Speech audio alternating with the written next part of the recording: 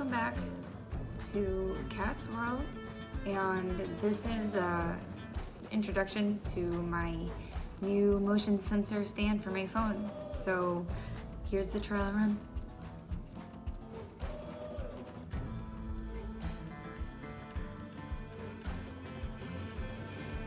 So as you can see, this little motion sensor stand is pretty cute. It has a little screw on for the base that you just put on here. Comes in a carry plastic that fits in the box. Also has a Type-C charging port and plugs in to a regular USB. And if you unplug it,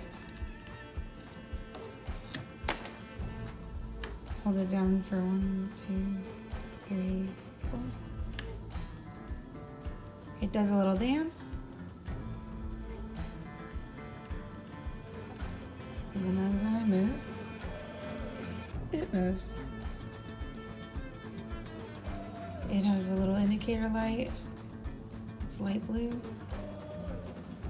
And when you plug it in, this little indicator is red and it turns off when it's fully charged. That's it. Pretty simple, you know, and then you know how these go.